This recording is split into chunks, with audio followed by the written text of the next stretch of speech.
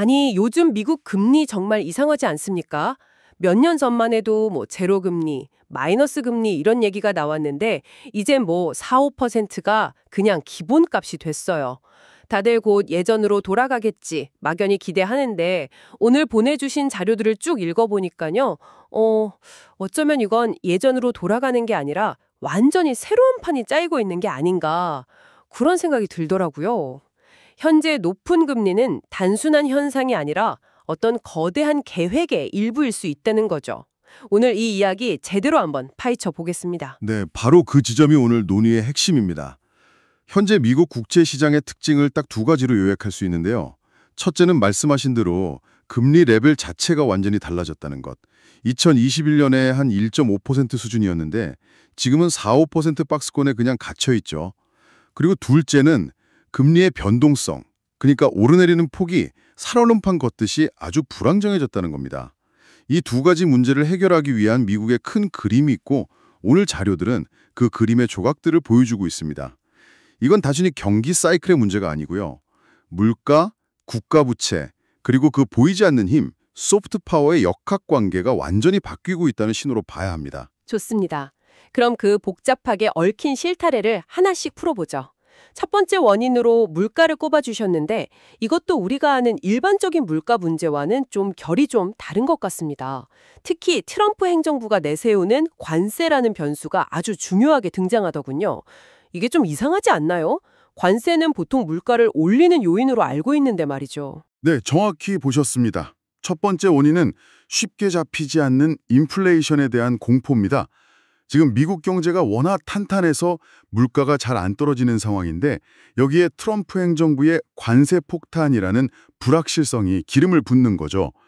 자료에 나온 예를 보면 만약 특정 수입품에 200% 관세를 매기면 200%요? 네, 10만 원짜리가 하루아침에 30만 원이 될 수 있습니다. 이건 엄청난 인플레이션 압력이죠. 그렇죠. 그런데 트럼프 측에서는 그걸 일시적인 충격일 뿐이니까 연준이 금리를 내려서 경기를 부양해야 한다고 주장한다면서요. 연준 입장에서는 정말 난감하겠는데요? 바로 그겁니다. 연준은 40년 만에 겨우 인플레이션의 불길을 잡아가고 있는데 여기서 관세라는 변수가 터져버리면 걷잡을 수 없이 번질까 봐 두려운 겁니다. 그렇다고 대통령의 압박을 무시할 수도 없는 노릇이고 관세율이 10%가 될지 200%가 될지 누구도 예측할 수 없는 안개 속 상황이니까요. 연준으로서는 섣불리 금리를 내릴 수가 없는 겁니다. 이 불확실성 자체가 금리를 높은 수준에 묶어두는 첫 번째 족쇄가 되는 거죠. 알겠습니다. 물가 불안에 정치적 불확실성까지 더해진 상황이군요.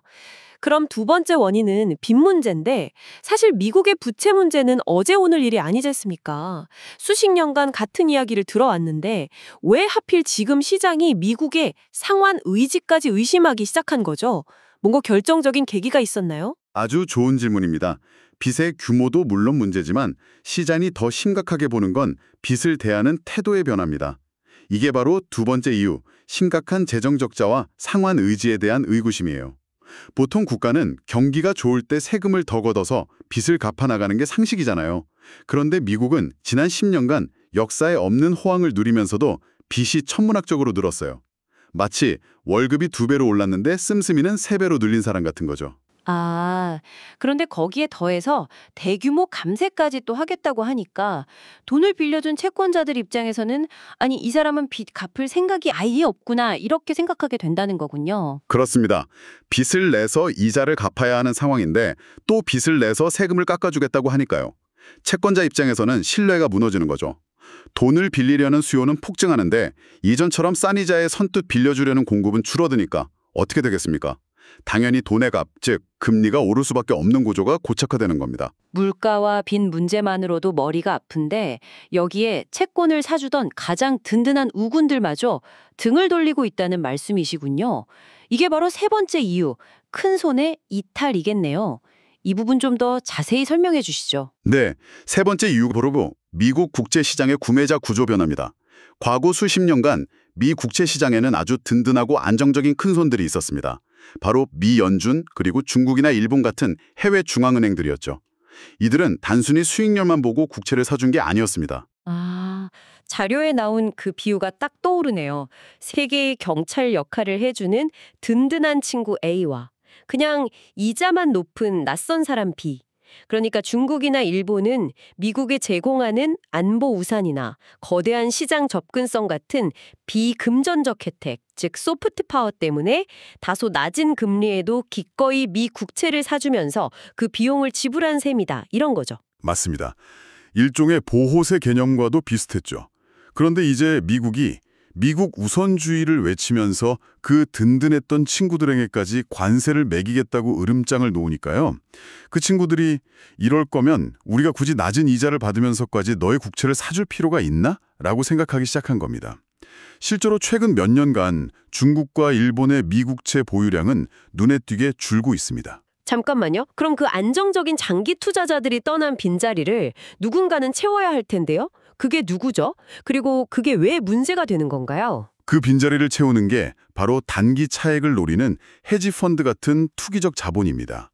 이게 왜 문제냐면 이들은 국채를 만기까지 보유하는 장기 투자자가 아니거든요. 금리가 조금만 올라도 팔아버리고 조금만 내려도 사들이는 단타 매매를 하죠. 예전 국채 시장이 조용한 도서관 같았다면 지금은 변덕스러운 단타 트레이더들이 가득한 투기장처럼 변해버린 겁니다. 그러니 금리 변동성이 엄청나게 커질 수밖에 없는 거죠. 와, 상황을 정리해보니 정말 심각하네요. 잡히지 않는 물가, 갚을 의지가 의심스러운 빚, 등을 돌린 오랜 친구들, 그리고 그 자리를 채운 변덕스러운 투기꾼들. 이건 정말 퍼펙트 스톰처럼 들리는데요. 미국도 당연히 이 위기를 알고 있을 텐데 대체 무슨 해결책을 가지고 있다는 겁니까? 당연히 알고 있고 아주 치밀한 해결책을 준비하고 있습니다. 여기서 트럼프 행정부의 경제정책을 떠받치는 세 개의 다리가 등장합니다. 바로 관세, 감세, 그리고 규제 완화입니다. 잠시만요. 이건 좀 이상하게 들리는데요. 방금 전까지만 해도 감세는 재정 적자를 악화시키고 관세는 물가 불안을 키우는 문제라고 지적하지 않았습니까? 그런데 어떻게 그 문제들이 동시에 해결책이 될 수 있다는 거죠? 이건 불에 기름을 붓는 격 아닌가요? 바로 그 지점이 이 전략의 대담하고도 교묘한 부분입니다. 이 세 가지 정책은 개별적으로 보면 모순적이지만 함께 맞물려 돌아가면서 서로의 약점을 보완하도록 설계되어 있습니다. 감세로 인해 발생하는 막대한 재정 적자는 관세 수입으로 일부 메우고 관세 부과로 인한 경기 둔화우려는 감세 정책으로 소비를 부양해 막습니다. 그리고 이 두 가지 정책이 유발하는 필연적인 금리 상승 압박은 바로 세 번째 다리인 규제 완화로 찍어 누르는 구조입니다. 그중에서도 규제 완화가 오늘 이야기의 핵심 열쇠군요. 특히 자료에서 강조한 SLR, 즉 보완적 레버리지 비율 규제 완화. 이건 좀 생소한데 쉽게 설명해 주실 수 있나요? 네, SLR 규제는 아주 쉽게 말해서 미국 대형은행들이 국채를 살 때 적용되는 일종의 페널티라고 보시면 됩니다. 국채를 매입하는 금액만큼 은행은 위험에 대비해서 자기 자본을 더 쌓아야 하거든요. 은행 입장에서는 국채를 사는 게 부담스러운 일이죠. 그러니까 은행이 정부를 도와서 국채를 사주는 건데 오히려 벌칙을 받는 셈이네요. 그렇죠. 이 규제는 2008년 금융위기 이후에 은행의 무분별한 투자를 막기 위해 도입됐지만 지금은 오히려 국채 시장 안정에 걸림돌이 되고 있는 겁니다. 그런데 만약 이 SLR 규제를 완화하거나 폐지하면 어떻게 될까요? 미국 대형은행들은 아무런 페널티 없이 마음껏 자국 국채를 사들일 수 있게 됩니다.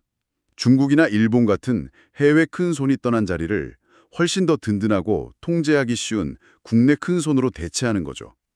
헤지펀드 같은 단기 투자자 대신 안정적인 국내 장기 투자자가 시장에 들어오니까요. 금리 레벨과 변동성을 동시에 잡을 수 있는 강력한 카드가 되는 겁니다. 정말 거대한 체스 게임 같네요. 우리는 금리 숫자만 보고 있는데 그 뒤에서는 이렇게 판 자체를 바꾸려는 움직임이 있는 거군요. 실제로 이 계획이 진행되고 있다는 정황도 있다고요? 네, 아주 구체적으로 진행되고 있습니다. 연준 내에서 이 규제 강화를 주도했던 매파 부회장이 최근 사임했고요. 그 자리를 규제 완화에 훨씬 우호적인 인물이 차지했습니다. 이미 물밑 작업은 상당히 진행되었다고 볼 수 있죠. 여기서부터 정말 흥미로워집니다. SLR 규제 완화로 국내 수요를 확보하는 것 외에 또 다른 숨겨진 카드가 있다고요? 바로 스테이블 코인입니다. 솔직히 이 대목을 읽고 정말 놀랐습니다. 흔히 투기 자산으로 알려진 가상화폐가 어떻게 미국 정부의 부채 문제를 해결하는 비장의 무기가 될 수 있다는 거죠. 이것이 바로 달러의 미래와 직결되는 이 계획의 활용정정이라 할 수 있습니다. 최근 미국 의회에서 초당적인 지지를 받으면서 통과된 법안이 있습니다. 바로 스테이블 코인 발행에 대한 규제 법안인데요. 핵심 내용은 이겁니다. 앞으로 달러와 연동되는 스테이블 코인을 발행하려면 그 발행량의 100%에 해당하는 가치를 미국 단기 국채와 같은 초안전 자산으로 보유해야 한다는 겁니다. 아, 그게 그런 의미군요. 그러니까 만약 전 세계 사람들이 1조 달러 규모의 스테이블 코인을 사용하게 된다면 그 발행사는 의무적으로 1조 달러어치의 미국 단기 국채를 사서 금고에 쌓아둬야 한다, 이 말씀이시네요. 정확합니다. 이건 전 세계 디지털 경제 참여자들을 미국의 잠재적인 국채 구매자로 만드는 엄청난 발상입니다. 사람들이 페이스북이나 인스타그램에서 스테이블 코인으로 물건을 사고 송금을 할수록 그 배후에서는 미국 국채에 대한 수요가 자동으로 그리고 기하급수적으로 늘어나는 구조가 만들어지는 겁니다. 해외 중앙은행에 국채 사달라고 아쉬운 소리 할 필요가 없어지는 거죠. 듣고 보니 1970년대에 탄생한 페트로달러 시스템과 소름 돋게 비슷하네요. 전 세계가 석유를 사려면 반드시 달러로만 결제해야 했던 것처럼요. 미래의 디지털 경제 활동을 하려면 달러 기반 스테이블 코인을 거쳐야만 하도록 판을 짜는 거군요. 바로 그겁니다. 페트로달러는 전 세계가 석유를 사기 위해 어쩔 수 없이 달러를 보유하게 만들어서 달러의 위상을 수십 년간 공고히 했습니다. 여기서 중요한 경제학 개념이 외부성 또는 네트워크 효과입니다. 카카오톡을 생각하시면 쉬운데요. 저 혼자 쓰면 아무 의미 없지만 모든 친구가 쓰기 시작하면 저도 안 쓸 수가 없게 되잖아요. 달러도 마찬가지입니다. 전 세계가 무역 결제에 달러를 쓰기 시작하니까 달러의 가치와 힘이 기하급수적으로 커진 겁니다. 스테이블 코인은 이 강력한 달러 네트워크를 21세기 디지털 세상으로 확장하고 더 깊숙이 뿌리내리게 하려는 시도인 셈이죠. 그 페트로달러의 역설에 대한 설명도 아주 인상 깊었습니다. 달러 가치가 떨어지면 보통 달러 수요가 줄어야 하는데 오히려 석유를 사기 위해 더 많은 달러가 필요해지니까 달러 가치를 밑에서 받쳐주는 효과가 있었다는 거잖아요. 스테이블 코인도 비슷한 역할을 할 수 있을까요? 그렇습니다. 단기적으로는 달러 기반 스테이블 코인 공급이 늘어나는 것이니 달러 약세 요인처럼 보일 수 있습니다. 하지만 장기적으로는 전 세계 수십억 명의 사람들을 달러 생태계 안에 더 강력하게 묶어두는 효과를 낳습니다. 2008년 금융위기 때를 떠올려 보세요. 미국이 양적 완화로 천문학적인 달러를 찍어냈을 때 모두가 이제 달러는 망했다고 했습니다.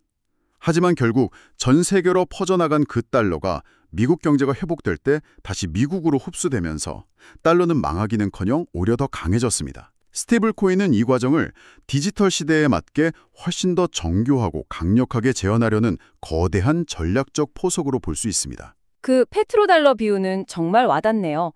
하지만 좀 비판적으로 보자면 이건 달러 패권을 유지하기 위해서 전 세계를 상대로 디지털 세금을 걷겠다는 의도로도 읽힐 수 있겠는데요. 다른 국가들, 특히 중국 같은 경쟁국들의 반발은 없을까요? 당연히 엄청난 반발이 있겠죠. 중국이 디지털 위안화를 개발하고 여러 국가들이 자체적인 디지털 화폐 시스템을 만들려는 이유도 바로 이 달러의 디지털 헤게모니에 종속되지 않기 위해서입니다. 이건 총성 앞는 전쟁입니다.